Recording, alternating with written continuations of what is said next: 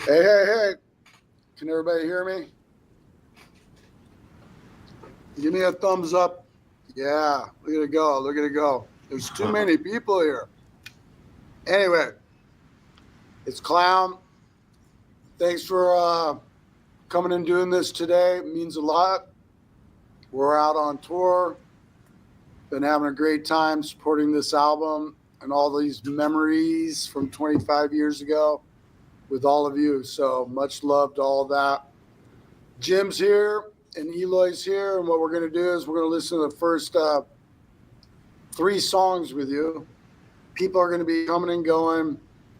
And feel free to ask questions while the songs are playing. And we'll do our best to answer what we can for you guys. And then after 3 songs, we'll stop. I'll answer a few questions. Jim, Eloy, who's ever here, answer a few questions. And then we'll go on to the other 3 songs. So, again, much love. Thanks for taking time out in your life. Come celebrate this with us. So, let's go.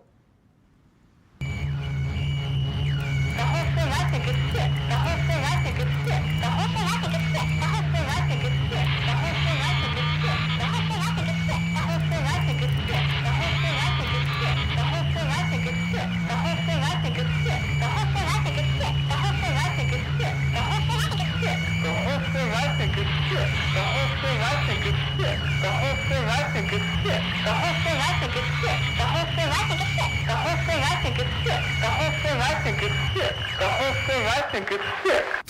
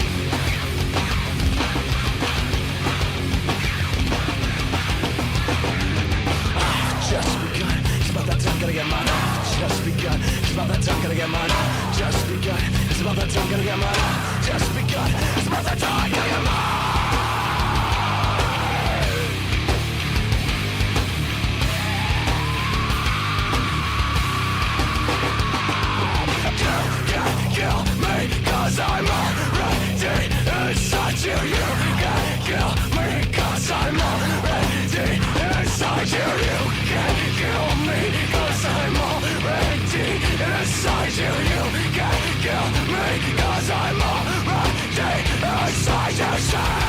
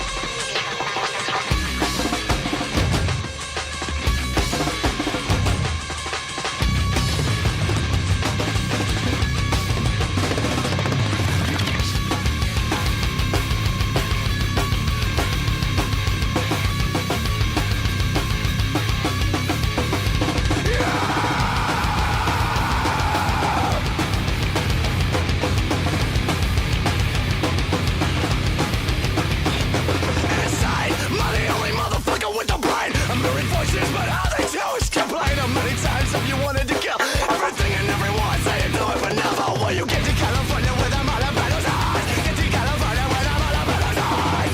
You can't say California with a mother battle's eyes. I am my father's son, cause he's a phantom, a mystery, and that leaves me nothing. Many times if you wanted to die, it's too late for me. All you want to do is get rid of me. You get to California with a mother battle's eyes. Get to California with a mother battle's eyes. You can't say California with a mother battle's eyes. It's all in your head. It's all in my head. It's all in your head. Yeah.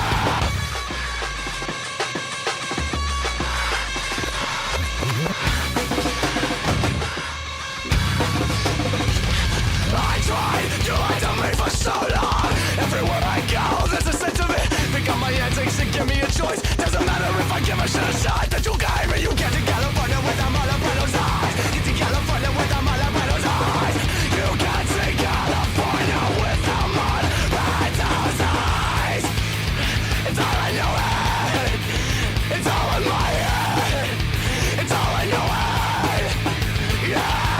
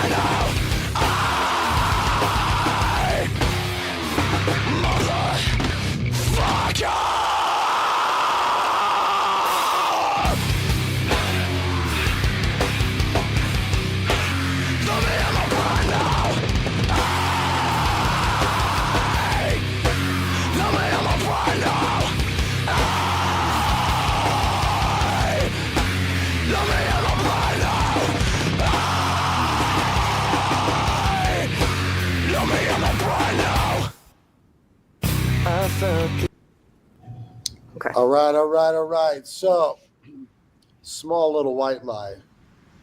There's too many of you guys. Questions are flying by like whatever. So we're going to do it more like this. So that was awesome. We were talking about those songs amongst ourselves here. Jim's here, Eloy's here, and Vman's here, and myself, Clown. So we're going to do our best to try and answer some of these questions for a bit, and then we'll get on to what's most important and listen to that music again. So, all right. Yeah, and it's going to be real tough. So we might be answering questions that flew by in the thread like, minutes ago. Mm-hmm. So it might be a little bit weird, but all good. We'll try to get to as many as we can. Okay, so this is a question for everyone. Individually, everyone's favorite song to play from the first album. I'll go first. We'll go this way. I am very partial. You probably heard me say it a million times. Very partial to the song "Sick." It's just one of those songs where, when the count in begins, all of us join in on the downbeat. We're all doing something, and it's just an incredible feeling. And we always kind of referred to it as jumping out of the plane, without a chute, of course. So I always like playing "Sick" still to this day. V? Hey everyone, I'm going to say Eyeless, just the way that it pushes and pulls the groove, the way it drops all the beat downs in it and just keeps getting heavier and heavier, the song. So that one's just fun to play live, and just that's it. Closer. A bit closer. Yeah. Hey everyone, it's Eloy here. I don't know. It's really hard to say which one of them is my favorite song, but if I have to pick one, it would be "Spit It Out," just because of the groove of the song and about the lyrics. I think that song resumes a lot about what is the album, and I just love that song. I just feel a lot of energy when I'm on stage playing it. That's interesting. Is Why? I don't know. I just like to say that to make you think things like, why? Yeah. Hey everybody, Jim here. I like playing prosthetics. That's probably my favorite one. I'm really into the kind of more cerebral, dark vibe oriented songs, more, it's more of a vibe than it is per se an arrangement. And it just has a kind of a cool, kind of sort of creepy thing. And the lyrics, the metaphors and everything that Corey uses are real, you can kind of pull anything out of it that you want. And plus it's, it's a nice time to kind of take a break from the chaos of all the other songs and kind of figure out where I'm at, physically and mentally during the set. Interesting. Yeah. Make sure they can hear us. Okay, and then Jim, another one for you. Someone specifically asked, what is the hardest song to play for guitar on the self-titled? On the self-titled one, hardest for guitar, I don't know, man. It's so hard because after so many years of playing them, it becomes muscle memory and you don't really think about it. I probably could play them without even really looking at the fretboard. Hardest one, but probably to play live would just be Sick, because it's right at this point, it's the first one. What do you call it? My I don't practice really or warm up, so my discipline is absolute shit. So to come out of the gate with a song like that, it's kind of shit, just like Clown said, jumping out of the plane without a parachute. So for that reason, I'd probably have to say Sick. And it's a sort of it's a dexterity and stamina exercise at the end. The end riff,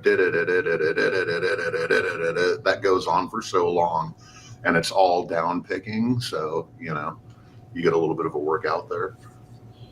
It is a tough song. All right, everybody, we're gonna do a couple more questions, just so we can keep the vibe of the music going, because it's what's most important here. Do it together. So a couple more questions real quick. Was there ever anyone else that was in the running to produce this record other than us? Good one. That's a really good question, but I'm just going to be very vague with it, is that I just really believe we had our eye and ears and souls on exactly what we wanted, and we got that. The band wanted to be on Roadrunner. We got to be on Roadrunner. Ross Robinson, such a great producer, really hot back at that time, with all the other bands he was doing. It just was natural for us to go with Ross. It was just something we wanted. I don't really think we spent a lot of time speaking about anybody else, really. I mean, of course, there's always names. Someone like a Terry Date and all these people that, of course, are just around and were just doing a lot of albums at that time that were around us, So, but I think it was always Ross. So, there it is. Another thing at that time that I remember, so I was new to the band when this was happening, but a big deal that, guys were talking about, Clown, Joey, Corey, was the fire. And Ross really he wanted to do this band. And that was the most important thing. Absolutely. We didn't want to work with a producer that was just, there to pick up a check or there because he thought it was going to be a new hot thing or whatever. Ross really believed in the band and was on just on fire about it. And that was hugely important. Cool. Definitely the right choice. All right, one more question. How many songs did you record or experiment with that didn't make the album? I know. So when I joined the band, there was 4 that I was going out to record because the majority of the record had already been tracked by the time I joined. So I was going out to record, I think it was Purity. We were going to redo Spit It Out for Tempos, Me Inside, and then Diluted, which was Interloper. Yep. So, and then there was obviously some songs that didn't make it that ended up on the next record. Yeah, You so always have that kind of wash over stuff. there's a ton of versions. Of course, when you record an album, each record has so many versions. So Spit It Out had the version that made the album that we did in Des Moines, Iowa. It's actually the version that is on the album. We also did a version that was faster, slower, and the same tempo. But like Jim was saying, the fire, we just had the fire on that demo. So songs like Diluted, that was once Interloper, there is a demo of Interloper, but I know you guys have all seen that and heard that throughout the years. I think we've pretty much utilized everything and anything, but every time I turn around, something creeps out that I say, oh yeah, this thing. So, I'm sure there's some keepers that we don't even know about that are on the reels that we would have to really refresh back. Maybe jams, maybe different versions, but not as much as we'd like probably for that first. It was all business, and there was only so many songs we had time to do. So, all right, let's next 3.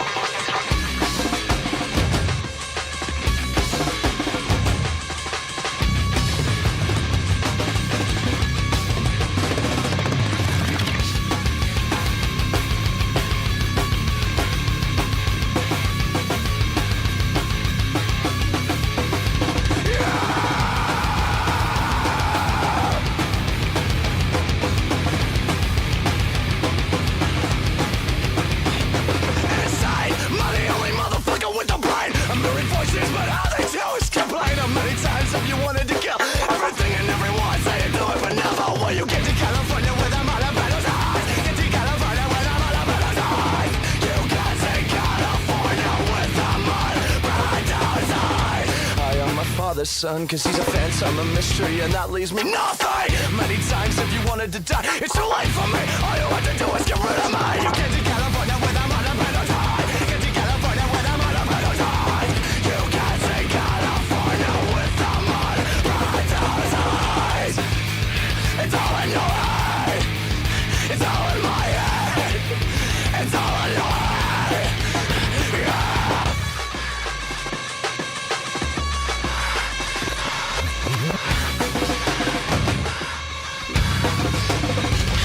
I tried, you lied to me for so long.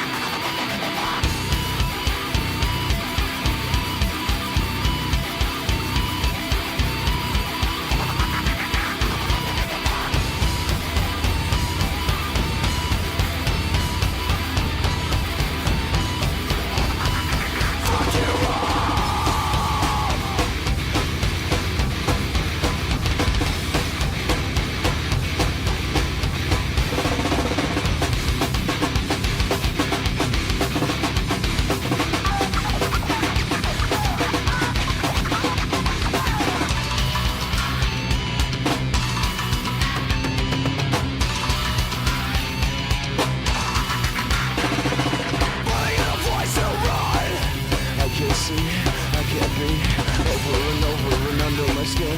All this attention is doing me in. Fuck it all, fuck this world, fuck everything that you stand for. Don't belong, don't exist, don't give a shit, don't ever judge me.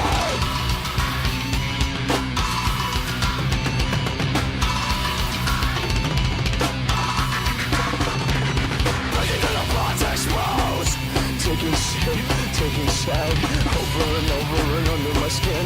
All this momentum is doing me on. Fuck it all, fuck this world, fuck everything that you stand for. Don't belong, don't accept, don't give a shit, don't ever judge me. And don't you fucking judge me.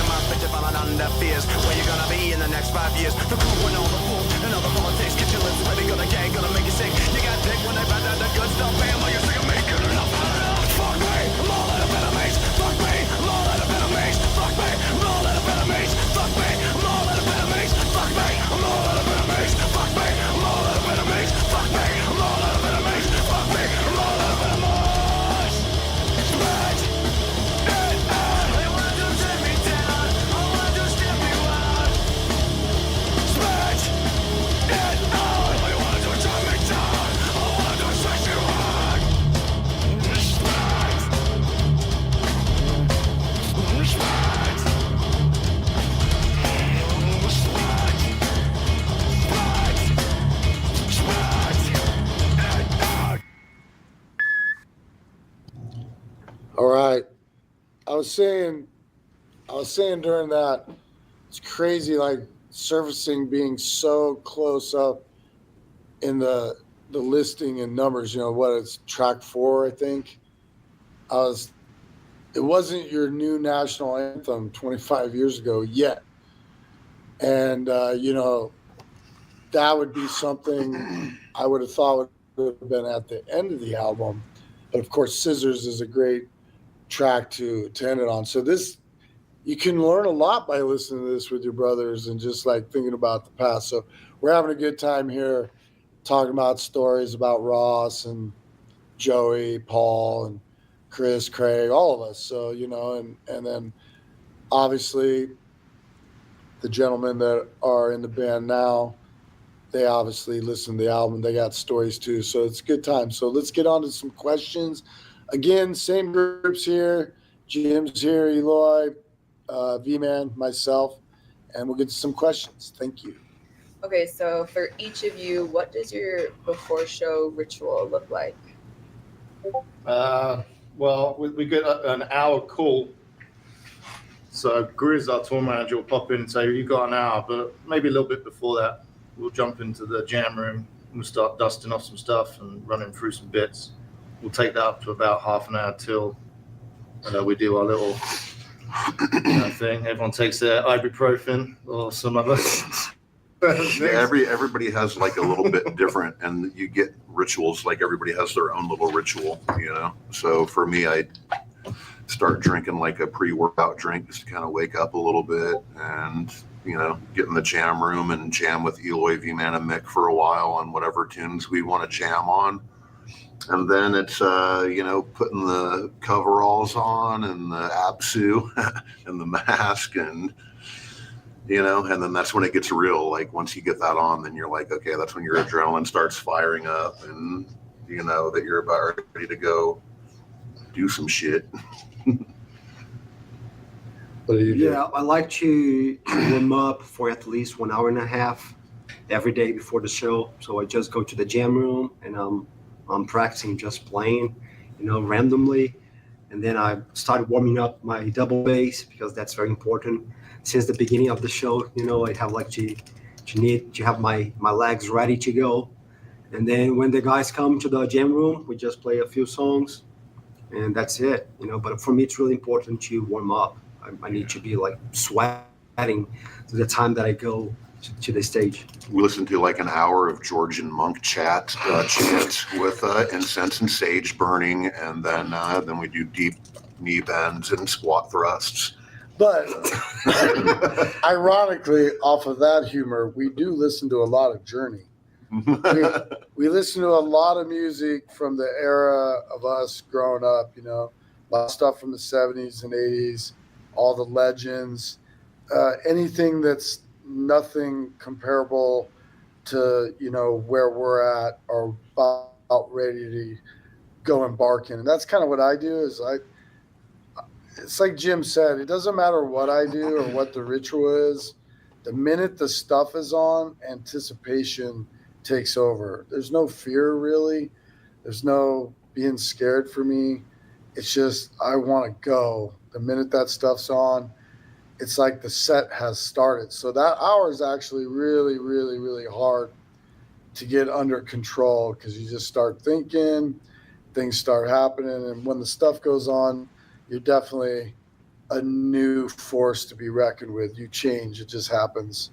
So it's a gnarly time to be around too, because if someone's not feeling good or in a bad mood, it's just not a place you want to. You'll get called out. Yeah, you'll get called out or tangled in it, and you don't want either. So. Well, to add on to that, do you guys still get nervous ever? Is there always that some sort of nervousness? Depends. Mine's always if it's like someone's going to be recording it or someone's like, oh, tonight's getting recorded. And I'm like, oh, shit. In the old days, that was an everyday thing. I got to be honest, that's a really good point. In the old days, there was so much asked of us. For example, we would have to get up probably about 4 hours earlier than we should. No showers, no nothing. Jump right out of bed, go to an in-store, which we love, but it would be 3,000 to 5,000 people sometimes, and then straight back to the venue where a lot of us would do interviews, and if not interviews, teching your own stuff and getting things ready to put on a rock show. And by the time we got up there, you would have to summons your own personal muse. So, it's been madness. We were getting hammered in those days. Hammered, literally, it was nonstop. Like vans from venues, like literally never, barely any time. Like maybe one day a week we'd get day rooms to shower. But like you said, press, the in-stores were insane. Remember Australia? Fucking A, dude, flying in. We flew in, did an in-store at midnight, and then we play a show, do an in-store, fly, do an in-store, play a show, fly, do an in-store. Literally, that was like our life. I went to the Astoria show in London. So when they were doing the self-titled record, I remember you did was at Virgin Megastore, and everyone was like fucking chaos trying to get them in, and then obviously afterwards they're playing the show, and it's just like, yeah, we got stuck on the roof of a record store in Paris. Like we couldn't fucking leave. There was like literally like 5,000 people at the bottom, like chanting Slipknot, and it was crazy. It was like our own little version of Beatlemania or something back then. It was we really hit the ground running, but the nervousness, just to let you know, we've just always, the anticipation of, because of the energy surrounding the band at all times. I don't know if nervous is really the right word as much as it is like, it's that parachute. It's just whether someone pushes you out of the plane or you jump out voluntarily, you definitely know you don't have a chute and you're going to land. But so I don't know if it's nervousness, but anyway, next question. So the song Scissors, the original name, was shortened or changed to Scissors. Why was that?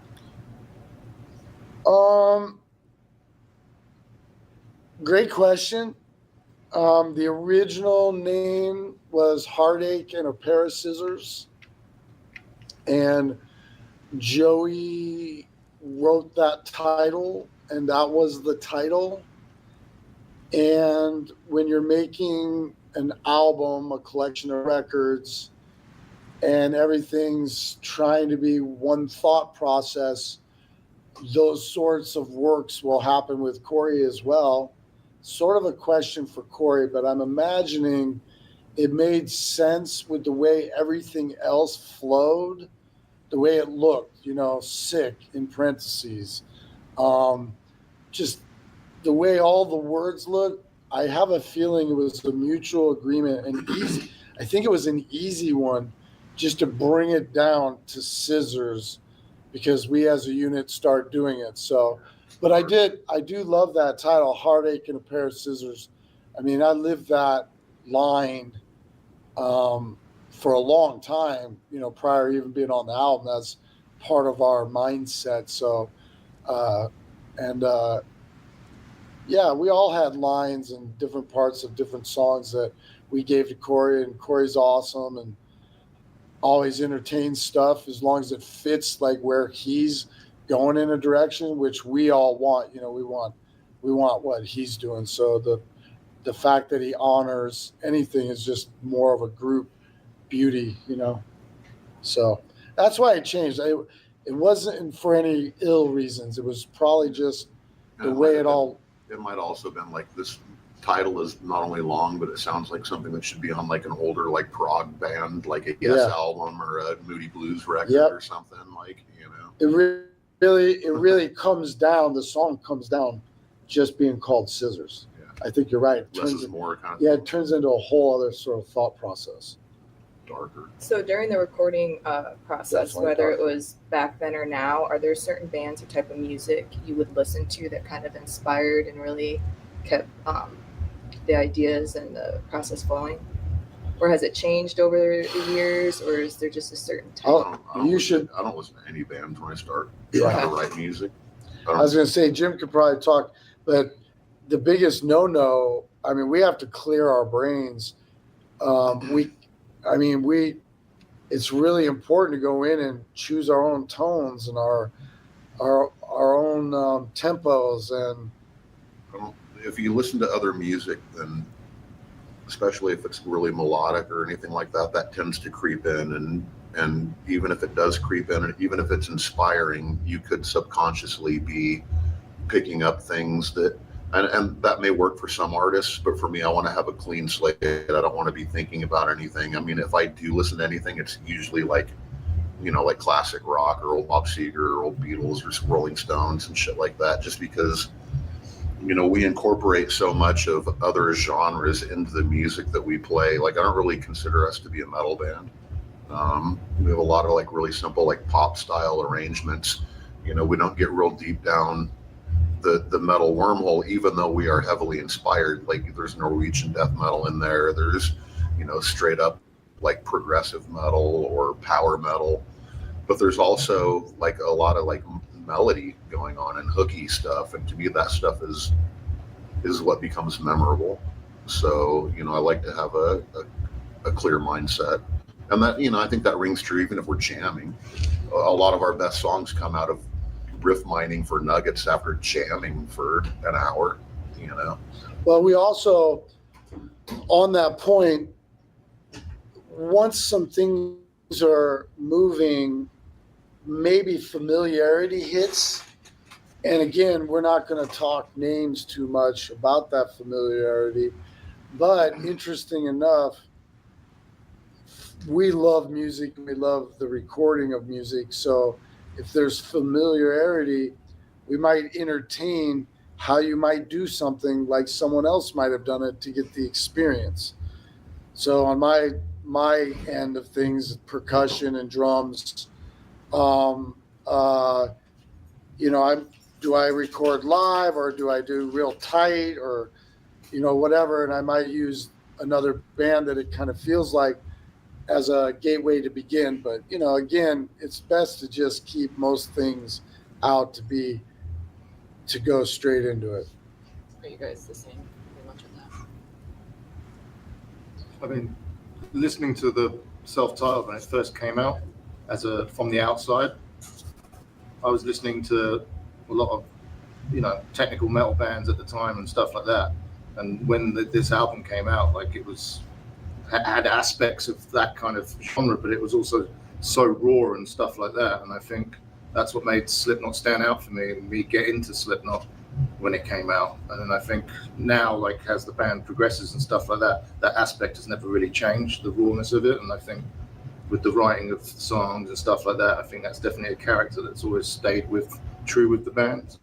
So, I think trying to keep that alive is always the main thing, There's a weird balance you have to try to find of letting your band evolve, but not becoming 180 degrees away from what it is you are and what you do. Yeah.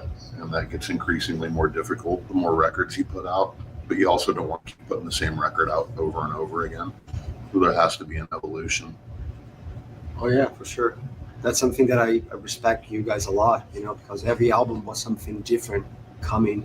You were just like always respecting the present moment, You were never trying to just like do the same thing or to sound like the same band, And since like the first album, I remember when I first listened to it, and I have to agree with Jim. I don't consider Slipknot to be a metal band, like just metal band. We have a lot of different styles into your music. We have like you can play like you have melody, you have rap, you have electronic music, you have pop, punk, you have everything, thrash metal, death metal. So it's like Slipknot. I look at Slipknot like a very big open possibility. You can bring any kind of idea, and then it's gonna fit into the band, but it just needs to have some attitude to it, some purpose on that. And then for you two, what was the hardest song for you guys to learn from the self-titled for you two? Mine was, I wouldn't find it as say like a hard song. Mm-hmm. It was more trying to keep true with what Paul was doing, but also with the way that the album was mixed, certain aspects, the way that it all blended together was like the sound in itself. It was its own entity, so it was hard to kind of differentiate what all the guitars were doing and trying to find a spot. So I think that was like the hardest thing for me, was to try and find the voice and to try and put it back and to stay true to what Paul was doing. So I think that was like my hardest thing. So. Yeah, I think the hardest one for me is Tethered and Torn. And you're not playing the song live. That's funny, because I remember when you told me, when Sean, he told me to learn the first album, you said to me, like, learn all the songs and learn Tethered and Torn. It was back in February or March. So I spent like just 1 month trying to make that song sounds perfectly, because like the song is just drum fills all the time. Joey was trying to make drum fills become like a groove, and it's a kind of like, it's a different concept, totally different concept. So it was just trying to make that song sounds good, sounds natural, and hopefully we're gonna be able to play that song one day. That one does have some a lot of different thinking, and honestly, the kind of thinking that went into Tattered and Torn hasn't really been employed since. But it was definitely a color, definitely a color of the time. Yeah. All right. Listen, let's get to the next three. Hopefully you guys can hear us okay. We're doing the best we can. I am reading all the questions that come by. I mean, they're all amazing questions, and I want to, we wish we could answer them all. Somehow we're going to, look at these and get some of them, but let's get to the next three. Did you never give a damn in the first place? Maybe it's time you when the tables turn, cause in the interest of all involved, they got the problem solved, and the burden's is guilty. And they'll go late, tell me where you've been, and try and stop, drop, and roll. You were dead from the get-go, been motherfucker. Jump a cock, stuck a race, scared of me now, then you dumb another thought, always is and never was. Don't measurement of piss and vinegar. Don't tell me actually, think I fear your bullshit. Just another dumb bum jumping up this shit. Is another way to break through the noise. Another circle that has had you got your pen. Gotta be that way if you want it. Sanity, literal profanity, you mad. Smash it out. All you wanna do is shut me down. All I wanna do is step you out.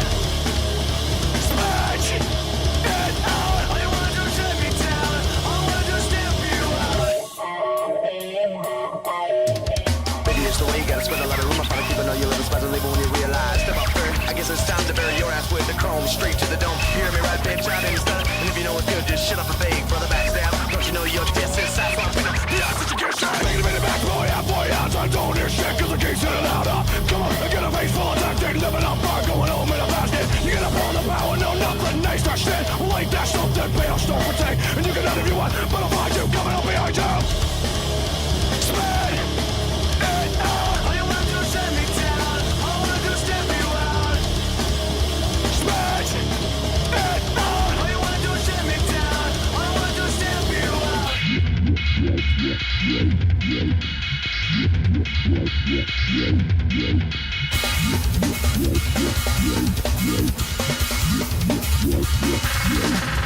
That time I set this record straight. All the needles pushing is making me irate. Sticking my bitch falling under fears. Where you gonna be in the next 5 years? The cool one on the fool and all the politics get you in sweat. They gonna gang, gonna make you sick. You got dick when they find out the good stuff. Bam, while you're sick of me. Good enough.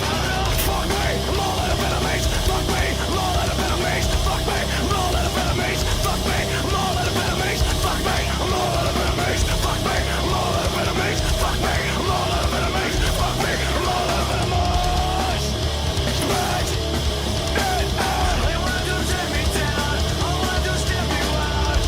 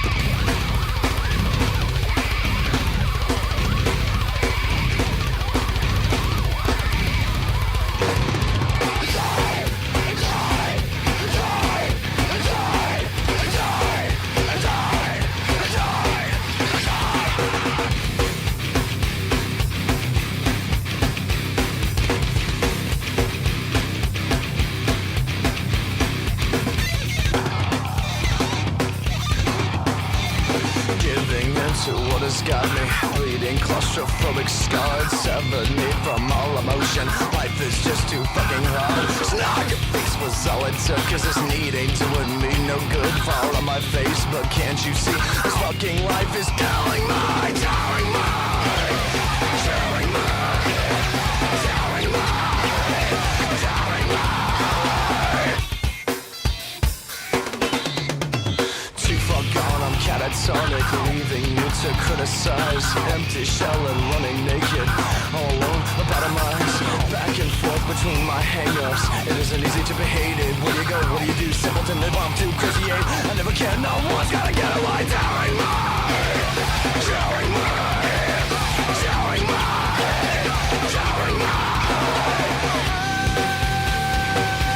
Was it promised a thing? You keep mocking me, but you will never again. Before you know it, I'll do your kind.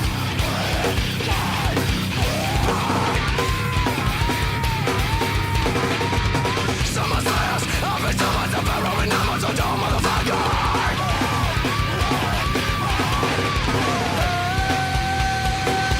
Was it promised a thing? You keep mocking me, but you will never again. Before you know it, I'll do your God.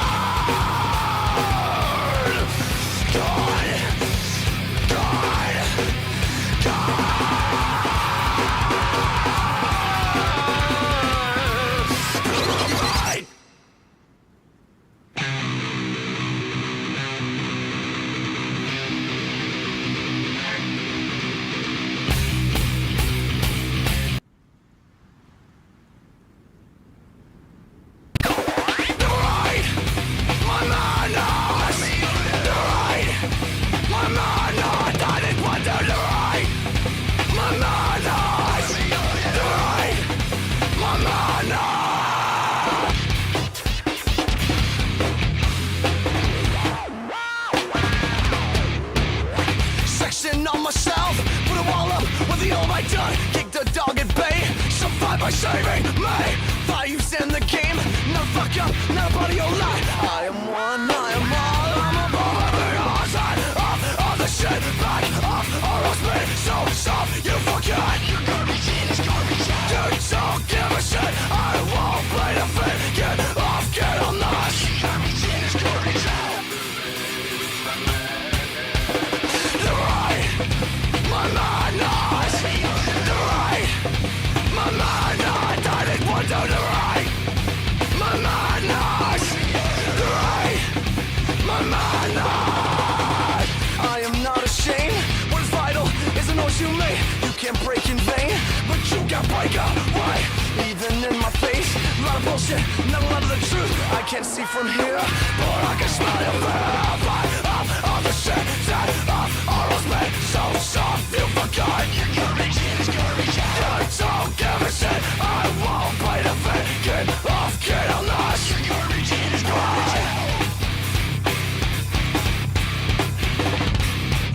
Side, you're such a slide. I don't expect a name, you don't care. I wasn't witness, I can't be a part of a system such as this hard. I fell right in my darkness. I can't wait to take this. Renegade sisters, places, celebrate, litigate, liberate. Medicine is fuck this. All out of my this, I don't need this. Out of my beers and eyes. Insert, engage, betray my God.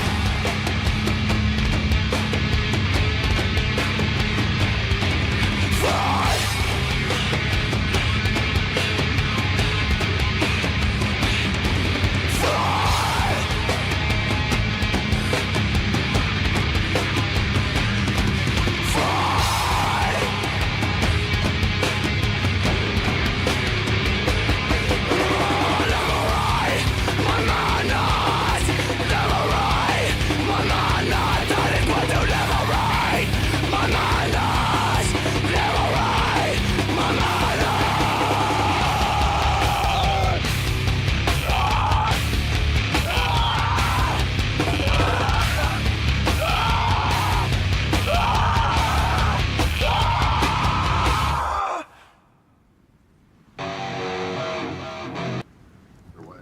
Yo, yo.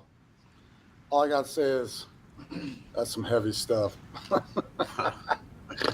We're having a good time here just talking about the set list, the songs. These guys are asking some cool questions. The memories are pretty out there. Man, there's so many things to talk about this album. I always like to tell people you have your whole life to make your first one. And that's really what this is. I'm just like listening to it right now like it was then. And man, there were so many things we didn't see or experience. And I can just hear it and feel it by listening to this, you know, just the kind of people we were. Like, we just don't play Tattered. I don't think we've ever played Tattered and Torn live once as a signed band from Ozfest to this day. And the only real reason for that was it just may have never fit in with a philosophy. But a lot of crazy things listen to this. So we'll get on with some questions. So what is the story behind Marlon Brando's eyes? So I think we probably told this story before, but it's really simple.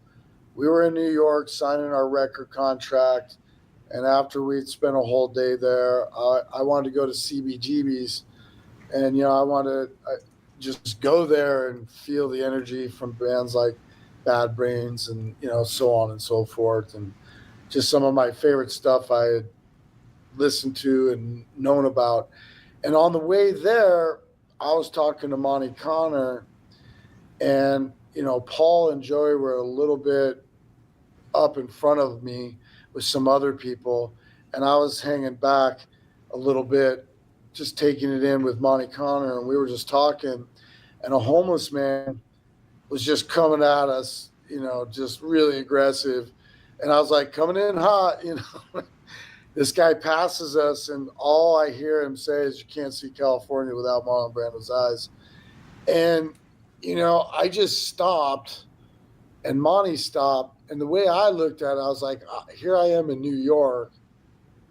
And, you know, like, we're going to go to LA to make the record. And, like, it just seemed like this whole time travel thing. And then the next thing I know, I look up, and Joey's right there, and he's like, "Did you hear that?" And so we didn't have phones back then, you know.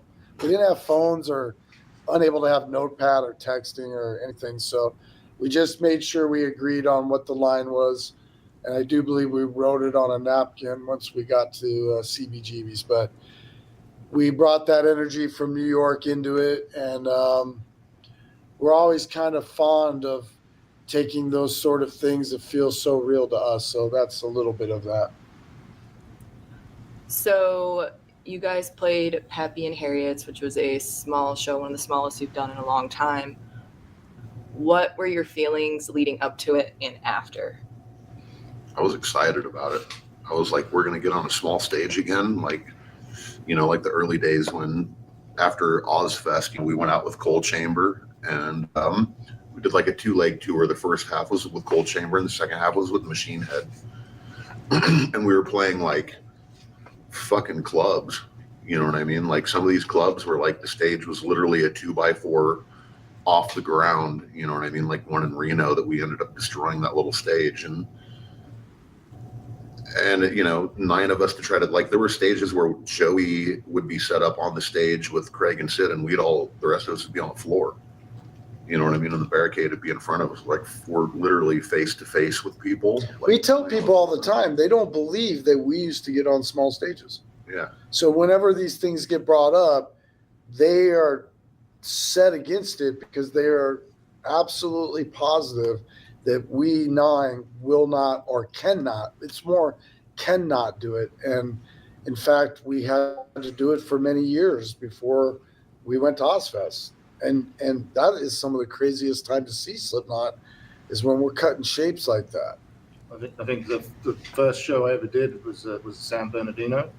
So the first time I've ever playing with the band, and you're playing in front of like thousands and thousands of people, this giant amphitheater. So for me, it's just like to get to what I've been doing for the last 10 years and to start doing something that was when I was a kid playing music in small bars and stuff like that, and not to do that for such a long time and to actually go and do it again was such a fucking cool experience. And it's something I'd like to do more of. You know, I mean, we've kind of downsized and rethought our guitar rigs and things like that so that we could fit onto smaller stages again. Because at the time it was like a stack with a head and no racks or anything like that. No set carts, no, you know, none of the bullshit. Just the gear that we needed to play, and that was what we had on the stage. And you know, I enjoyed it so much. I'd like to do some more of that kind of stuff. What'd you think, Eloy? And that was our first. That was your my first show, yeah. actually. And I don't remember like a lot of that day because I was so nervous before the show that I have like just a blank, empty space in my head, you know. You would never think by hanging out with Eloy or just being with him that he was ever nervous or concerned about anything. The way he deals with his confidence is just unbelievable. It's like, I would have never known you were nervous. Oh, really? Yeah. Sorry to interrupt, but I was very nervous. I couldn't like barely talk on that day. My wife, she came here. She was here for the first show, and she was trying to talk to me during the traveling or right before the show, and I couldn't even talk to her. I was in shock. I remember that. I was like, yes, no, whatever. I couldn't say much. But after like that, we put the mask on and the jumpsuit, so we were like heading to the show, to the stage. I think that I calmed down a little bit. I spoke to you. We had I had a small chat with everybody in the band, but during the show I don't remember much what was going on. You know, I was just like in shock. And it didn't matter actually where we were playing, you know, because that was my first show with Slipknot. So we could be playing like in hell or in heaven or like in Germany or in like Indonesia or whatever. You know? No, yeah, for real, because I was playing with you guys, and that was like the thing. And after I left the stage, I went back to the van, and I was like, "What the fuck happened?"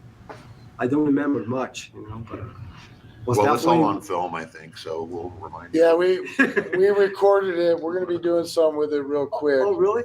Yeah, we recorded Oh, shit. the board tape and professionally filmed. Oh, But they were all spies, you know. They were instructed to act and be like it was, like have fun, you know, film like you would have filmed when you're at a place this big. Eloy's kit was as big as the I was stage. gonna say. Can I re-record some of my parts? No. No, for me, honestly, you know, for me, it's just important for myself to know that I, as an artist and a person, can still do those things and not be told that we can't or that we shouldn't.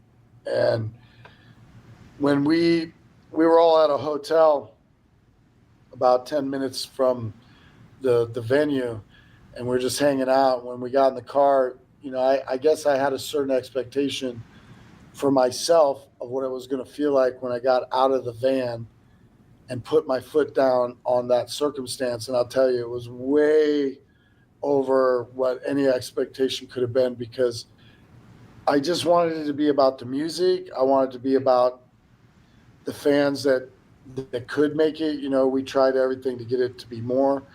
But it was a wonderful thing to be able to reminisce on, you know, the building blocks of the dream. And we are slated to do a lot more of it. It's a lot more difficult for Slipknot to step into certain smaller situations. And of course it costs money, but actually it's just, we've spent a lifetime exploring our brains and art, and giving up things to present that art can be difficult. So smaller things end up being a little bit more difficult, but we are going to do a lot more, because that was a blast. And it just, normally that wouldn't go down. So we're going to try and do a lot more of that. Yeah, any of those special, like smaller shows, like, because it sort of reminded me of doing the Maida Vale BBC thing that we did. Mm-hmm. And I love stuff like that. And again, that was even more intimate, because we were face to face with the people that were there. And that's another event that a lot of people that work with us just would have bet that we just wouldn't, that what we need for ourselves to do our art, they would have just said there's no way. But we immersed in it and we conquered that. And we did a session for the BBC several years back. It's been about 3 years back or so. Go check it out. And it was very intimate. We're on the floor, just a small amount of people, went through a certain amount of tracks, but it was a great time because it was a situation. And Slipknot has always loved situations, but it's gotta be able to, be able to be given in somewhat of a correct manner. We've been put into positions when things were never going to work, and those are heartbreaking, between us and the fans. All right. Has revisiting these songs, playing them all live and all that, has that benefited your creative movement at all in regards to making music, writing, how you play, being able to go back and just revisit all of this? I mean, we've been playing a lot of these songs anyways throughout the set, over the years. We just haven't tucked them all into one set together. What I mean? It's difficult for us to be asked to relive something that we lived for others and potentially for other things that may or may not be important to us. So it's a blessing that, yes, we've entertained it. We are doing it. And to be completely honest, yeah, we played most of these songs, but what's been really nice is just the new additions to our thoughts, and obviously Eloy. And it's sort of like the integrity that's being brought into it that is so exciting and has, yes, motivated us in sort of a new belief that is going to work for us for the future. Like, we're having a really good time. It's a lot of work to do what we're doing. There's a lot of people have a lot of expectations. We just do what we want. And that's what we're doing. We're doing what we want. But it is really brought us closer, and we're having a really good time. And to be able to do a song like Scissors and just like the way it goes off, I mean, no disrespect to any of the fans, but all the fans for me disappear. And I just get completely enthralled with the tune and just taken away. And that's been a while. That's been a minute since I felt that, so it's been a good time. What about you guys? Oh, yeah. I was going to ask about Scissors specifically, what it felt like to play that on stage, because that's an experience for sure. Oh, yeah. I never imagined that we were not that we could be able to play that song live, but it's one of those songs that's really hard. It's just like a vibe of a song, It's never so the same twice. Yes, it's just like a jam. So it's really hard to imagine that song being played live. So when we did it for the first time, I was like, yeah, this sounds good, especially because we have an open space to explore, to do different shit every night. So that's really exciting. And that's a Slipknot built-in. Oh, yeah. Yeah. So that's like when you bring like the freedom of jazz music, fusion music into metal, because most of the metal bands nowadays, they know exactly what they're gonna play when they go on stage. They're playing with a metronome, with a click track. They have backing tracks, so there is no way you can change the songs because mostly of it they are like pre-recorded. But when you go with Slipknot and you play a song like Caesars, it's like different every night. You're just living at the moment. Wait, what song? Caesars. The Caesars Palace. Caesars. Caesars Palace. Shit. You're no longer Eloy, you are now Caesar. And then there's that. Caesars, yeah. Well, you got me, guys. Like, you understood what I said, right? Yeah, hey, you speak more languages than I do, so I can. Yeah, so let's speak Portuguese then. Yeah, right. Yeah, Italian. Buonvenute, faccia di cazzo. Faccia di cazzo my ass. So, just to really be honest, we're having a great time playing the. Look, we don't look at it as 25 years. We don't look at it as an anniversary. I mean, we look at it as a time in our life And that brings a lot of memories. There are a lot of, as you guys know, Joey and Paul are gone, and it's hard to do any of this without like acknowledging that there's such a big part of it. And, we get to play it and explore it, but there's a responsibility to also think about the real things that come with this that aren't around as well. So you can imagine, to us, it's a really big deal. We want it to be right. We want it to feel right. We want it to be right for us.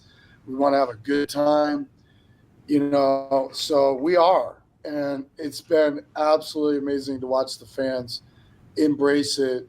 It feels like every one of you guys were out there 25 years ago. It really does. Even though half the crowd, it wasn't even born yet, it feels like you were there as well. So anyway, what's that? Yeah, let's get on. Let's go ahead and do the next three. Yeah.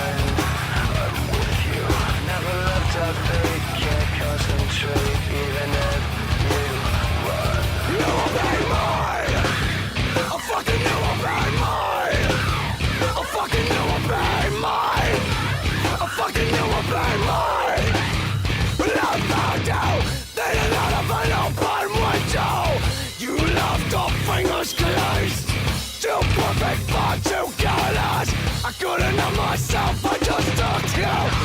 Damn it, man, I knew it was a mistake. Damn it, man, I knew it was a mistake. Damn it, man, I knew it was a mistake. Damn it, man, I knew it was a mistake.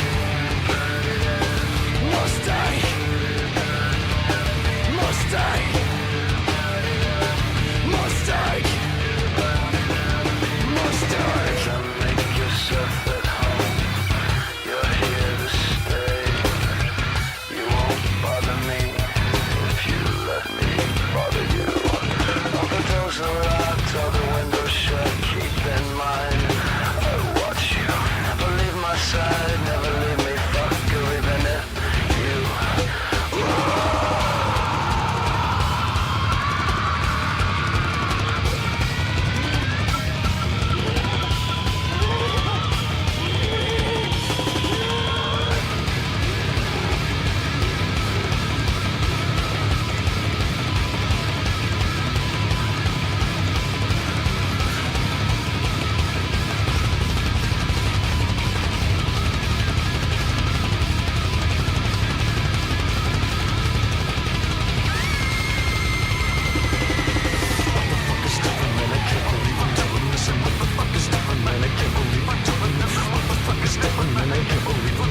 What the fuck is different?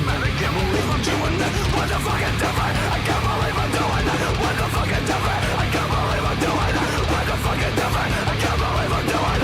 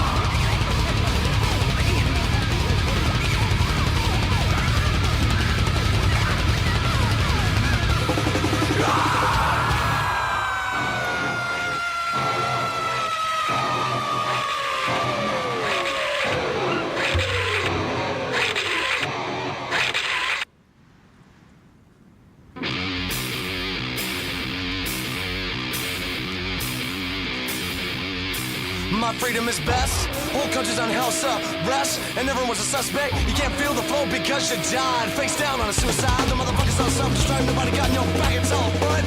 Save this, my rage is blood. Under it again, rise.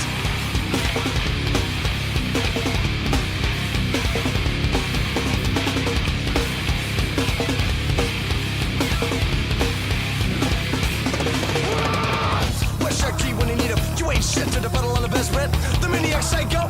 Could I scream this, but I don't can't believe it. Minutes when they just scam me so. Just enough to fuck me up again and again. On my fist on itself. But I'm back to fuck on now. Cause this is no kind of life. This is no kind of life. It's no kind of life. This is no kind of life.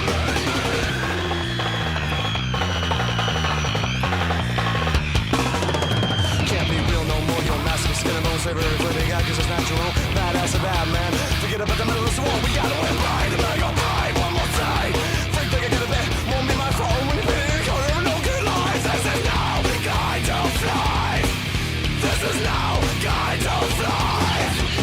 It's no kind of life. This is no kind of life.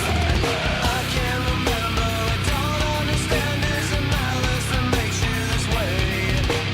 Carry it with you to someone forgives you or laugh cause there's nothing to say. You can't forget to consider the pop-up parade in the air when you're here. None of this wonder when whether you're under, you're making it perfectly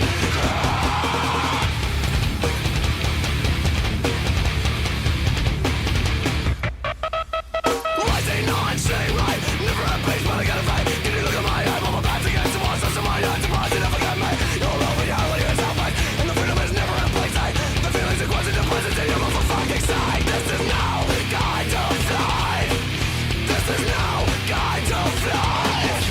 This is no kind of life. This is no kind of life. You can't blame me. I can't blame. I can't blame. I can't be blind.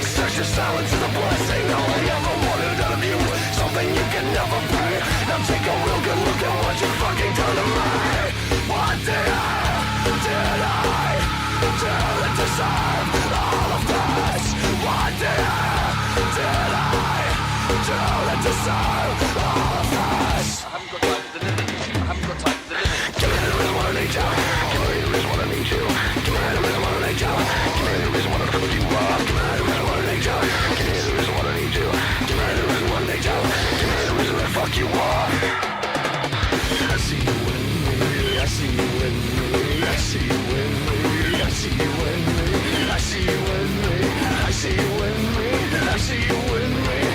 see you in me. I keep my scars from crying eyes, incapable of ever knowing why. Somebody breathe, I gotta have an answer. Why am I so fascinated by bigger pictures, better things? But I don't care what you think, you'll never understand. What the hell did I do to deserve all of this? What the hell did I do to deserve all of this? What the hell did I do to deserve all of this? What the hell did I do to deserve all of this?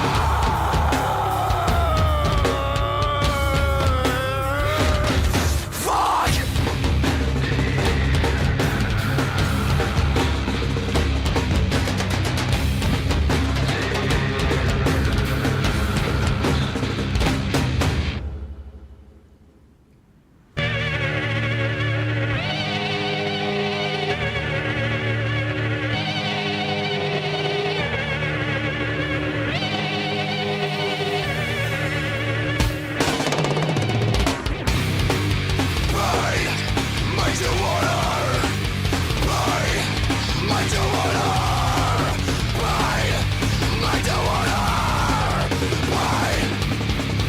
Another second coming, I'm the first wave. Better get an army cause the fire let me unscathed. You bet your butter Neller on the top of the ship bow. So stick around cause it gives you in just a few. Step out the octung, get back or get stung. Idiotic sense of yourself, are you that dumb? Title leads to me, totalitarian, the one and only motherfucking top of the world, man. Cause I can't stand it, planned it, gonna crash landed. In other words, consider me branded. Another version of me, another version of you. Both birds, what you gonna do? I hear a human noise. You made your own fucking choice. I belong to only me. Challenge for my rivalry.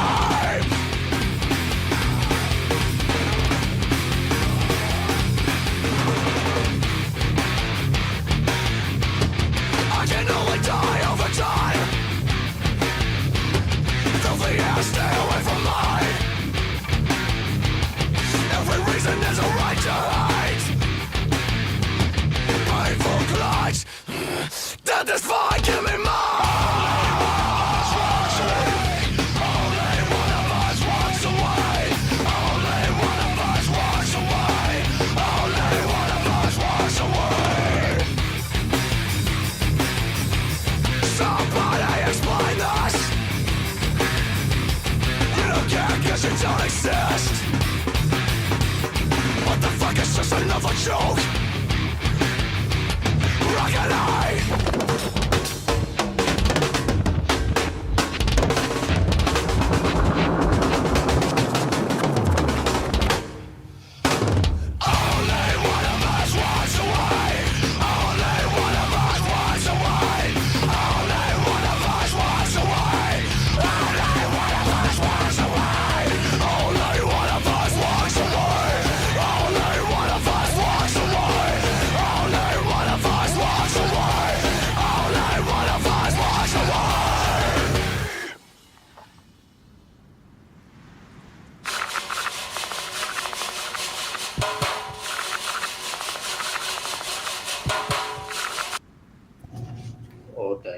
Hello.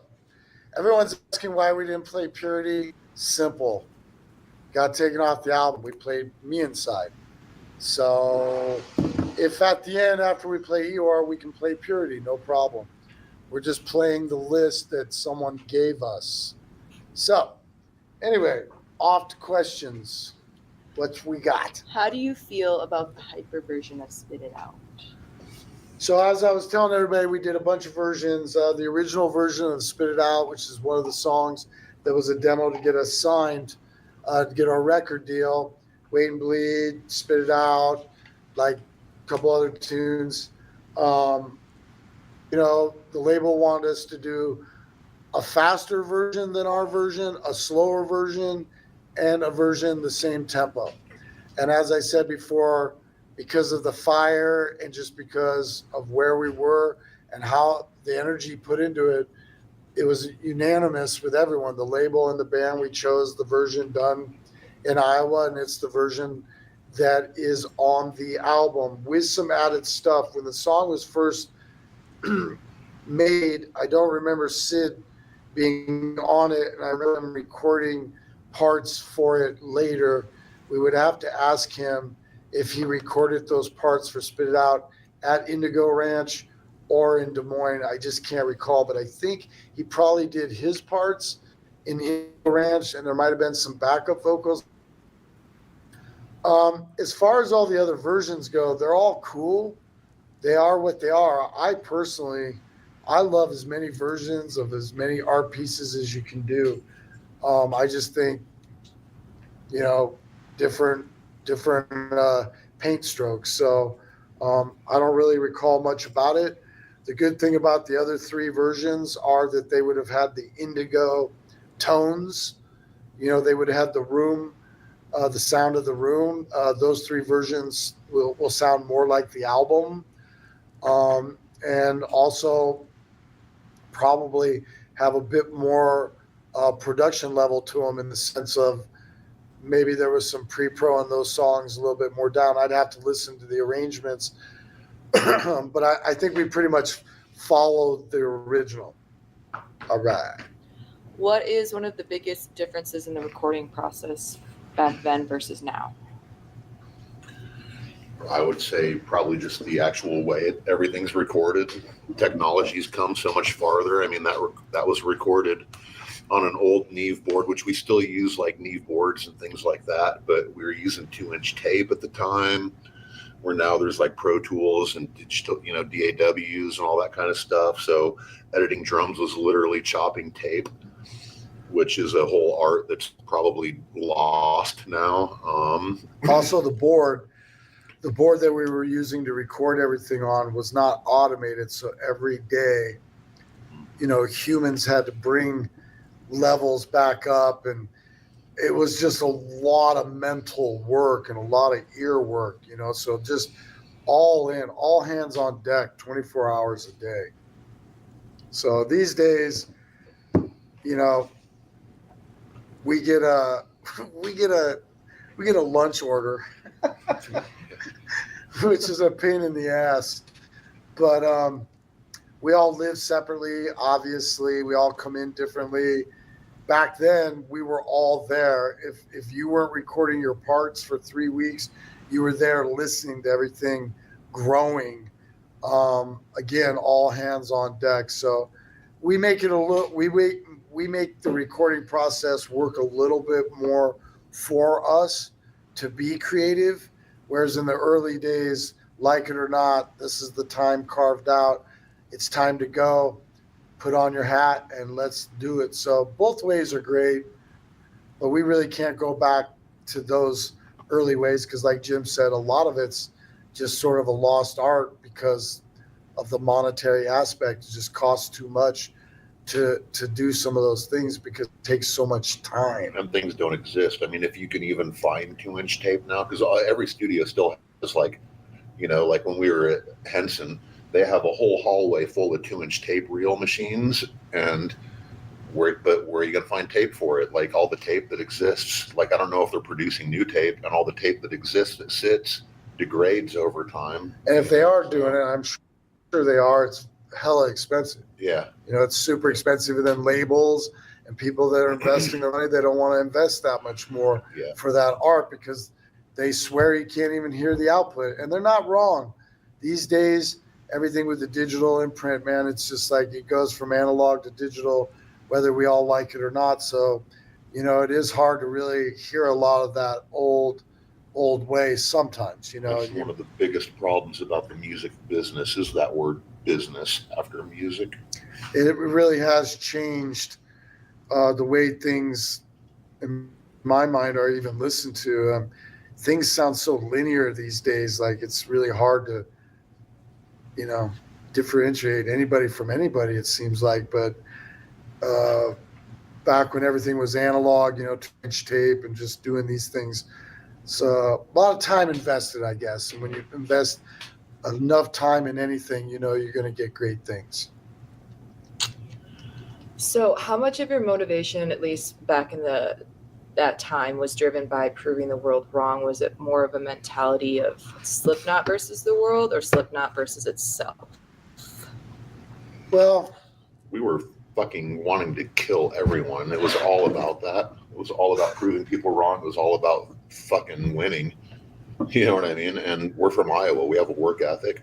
and there's an ebb and flow with that. But nobody in a million years thought, even bands that we toured with, Ozfest, are like, you guys aren't going to last a year. You know what I mean? Like, there's just too many of you to be living on a bus and all that. And what they didn't understand is how much we wanted it and how much we lived it. It was all of our dreams from our earliest memories. There was nothing else. There could be nothing else. You know what I mean? Like, if it wasn't this for me, then what would have been? Screen printing T-shirts, working at Firestone like my dad. I mean, there's something like that's extremely motivating, and it'll give you a really good work ethic. You know what I mean? So, yeah. That's basically it right there. I mean, that was us. And with that, we knew we only had what we really wanted to do was prove to ourselves, because like Jim said, it was all we had. It seems like that's all of us ever wanted was this. And it was rather easy because we had each other. But we always made sure we were happy. We came first, and that's how it all ended up being so strong for everyone else. We really wanted to kick in the door, and we did every day, from them giving us 1 water instead of 9 waters. We share that 1 water and just laugh. And, now we have too much water and we give it. So whatever. I don't know why I said that. There's not a lot of water around here right now. There's like 6.5 bottles. I don't know. So, but you guys know it. You guys know what I mean. So Sick was originally called Slipknot. That was the title. Why was it changed? Well, let's just get to it real quick. Old lead singer Andy Rowell, he wrote the words for the original Sick, and he titled the song Slipknot. There's a couple lines in the song that allude to the concept of using a slipknot. And when the time came down to choosing the band name, we all knew that there was this very unusual word that was always at the top of the set list, and it just was a badass word. But we tried everything else, and one day when it came down to the point where we really had to solidify a name, Joey said out loud, he just said, why don't we just call it Slipknot? And, I don't know if all of us knew that we could do that because it was the name of a song. That's how new we were to everything and how serious everything was, is we might not name the band Slipknot because it was the name of a song and the name of the song was changing to something else. But fortunately, we had the ability to bring that out. Joey brought that out, and just unanimously, we were just all very thankful because it had been said a couple times out loud and suggested, but we had to work through it. And if you think about it, it just couldn't have been anything else anyway, right? So who cares about if, what, or could have been, because it's always just been Slipknot. Gotcha. So the fans are asking a question. Do any of you play an other instrument besides the instrument you play in a band? Like, do you have other things you play? I mean, everybody kind of does. It just depends on what level you do. I started classical guitar, and then piano, clarinet. Hell yeah. and then now bass. So yeah. And drums. And a bit of drums now. Yeah, there you go. I basically, I'm basically a drummer. A lot of people probably don't know I play drum set, but so I'm a drummer and I'm a Renaissance man. So I'll put my hands on anything to make art and make it work out like I know what I'm doing. But it's just the love of exploration and imagination. So, but I just say the thing that I play the most and can say I play is, drums. Yes, I play the drums too. No Very way. well. Yeah, that's the only thing that I know how to play. I play a little bit of guitar too, but I think I cannot say that I'm a guitar player, or even close to be a guitar player. Very bad. But I practiced for a couple of years. Yeah. If it has strings, I'll play it. I could bang around on a piano a little bit too, but Jim's got chops on drums too. I think everybody in the band plays some drums. You know, we all got some different chops on drums, which is really fun to hear everybody's different styles come out. You know, and it can make up for some good art. So, Do one more question. okay. What is your favorite and least favorite thing about touring today? Listen, I'll just keep it fast for me. You know, I got 4 kids. I'm 54. I love to tour.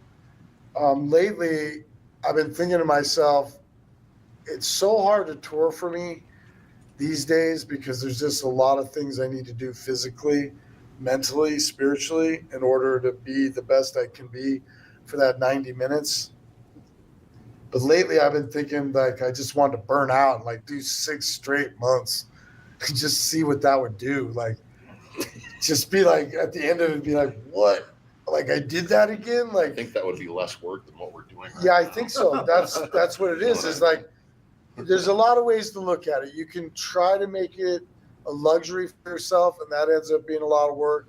But you know what? If you end up doing it the way that it's always been done, it is a lot of work, but you can get so much done. So touring's a mindset. You know, you got to be a pirate, and obviously we love it because we do it, but it is not easy. I don't think you're going to hear anybody really complain. It's just, you know, think about if you were asked to get up every day, pack your suitcase, walk it up to a room, get it all out, take care of yourself, do all these things, pack it, go do it again and again, all week long, every day for months. Yeah. It's awesome, but it does take a mentality to go, hey, I need to get up and pack my stuff. Yeah. You know, so anyway, I love it and hate it. I love and hate traveling, but there's a difference between traveling and touring. You know what I mean? When you're touring, you're not really traveling.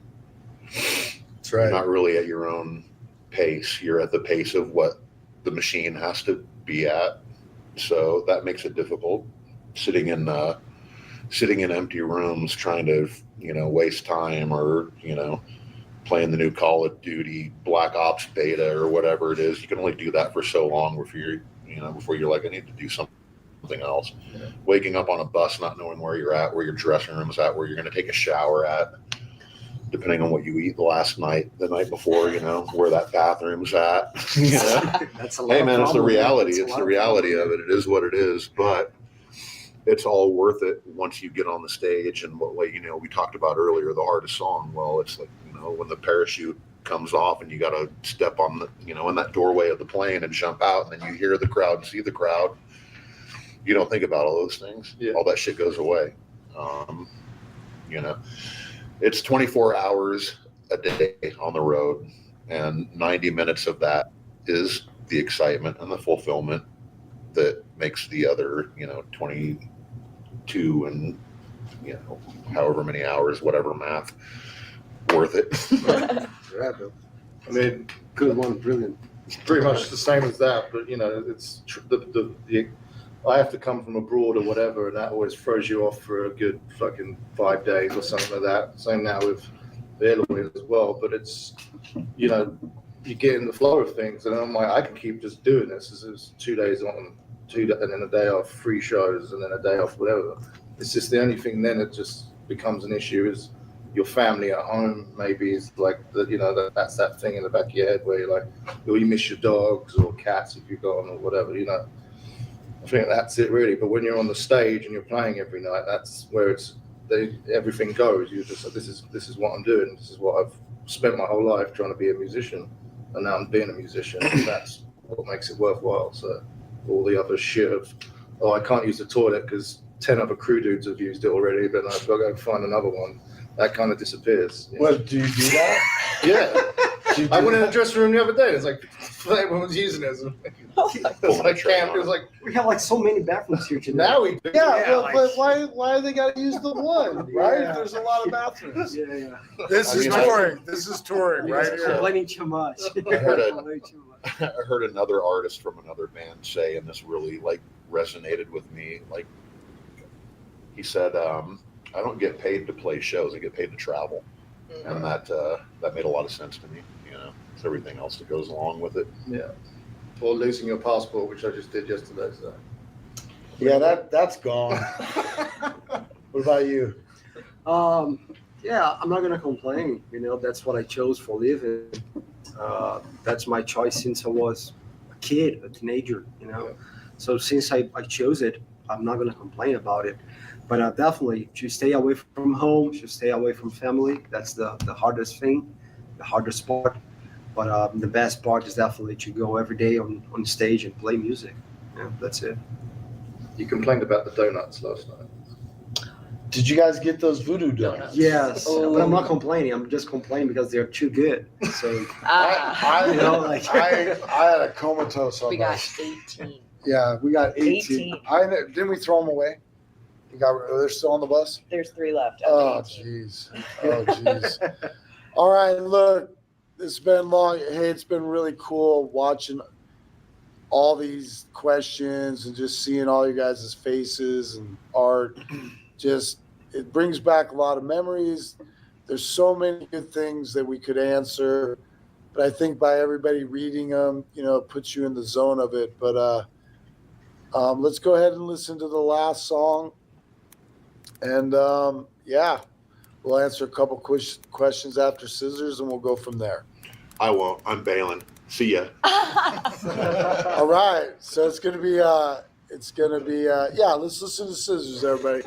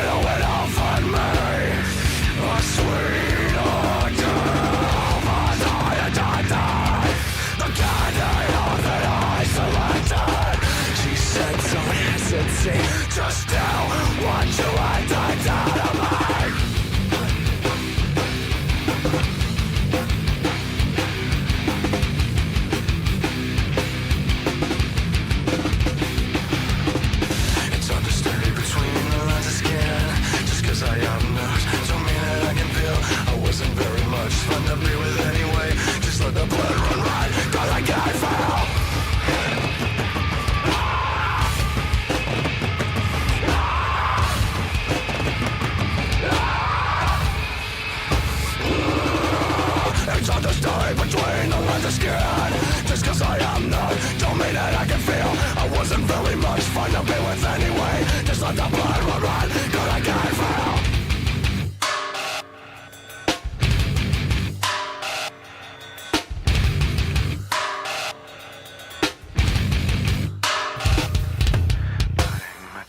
Until the time is right, biding my time until the time is right, biding my time until the time is right, biding my time. It's time. Biding my time until the time is right. Biding my time until the time is right. Biding my time until the time is right. Biding my time. It's time. Biding my time until the time is right. Biding my time until the time is right. Biding my time until the time is right. Biding my time. It's time. Biding my time until the time is right. Biding my time until the time is right. Biding my time until the time is right. Biding my time. It's time. Biding my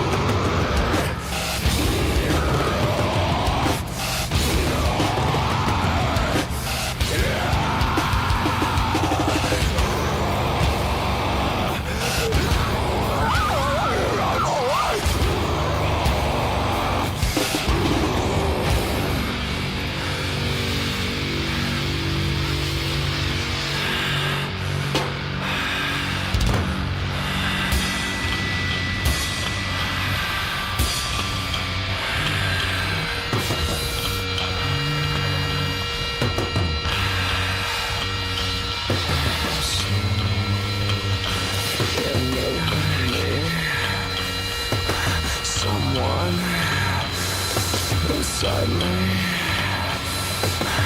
Everyone against me. Everyone beside me. Clawing away the pieces. Scratching away the absence. One more, two more. Everyone wants more. One more, two more. Everyone wants more. Inside the places that I hide from you, I want to see you splayed before me. You are the only one that I would rather see before me. You want it, you need it, you want it, you need it, you want it, you need it, you want it, you need it. Don't mind, I die, you're right, I lie, I don't want to tell me, I want die, I want die, I'd rather die, I wanna die, you bite, you bite, you bite, I don't need you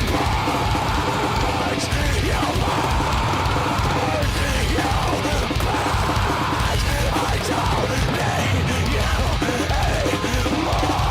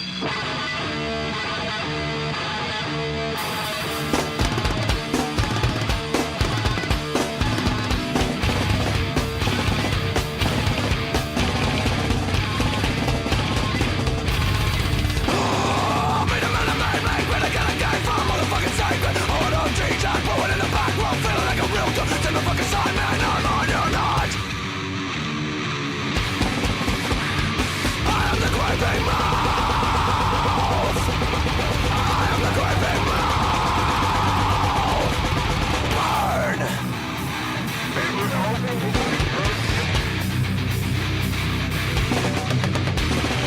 rights, no sign to say I didn't get to kill you. Rhetoric, better look both ways. I gotta get enough through.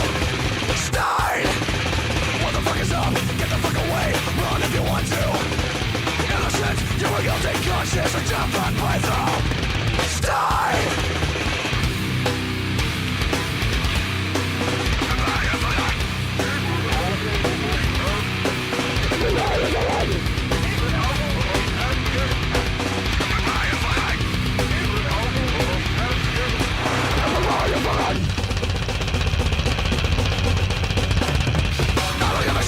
I don't give a fuck, bitch, I don't let a damn match, you don't matter. I don't give a fuck, man, I don't give a shit, man, I don't really care, man. I'm just beside me. Fuck you, you're mine, and a great man, mine. Still mine, fuck,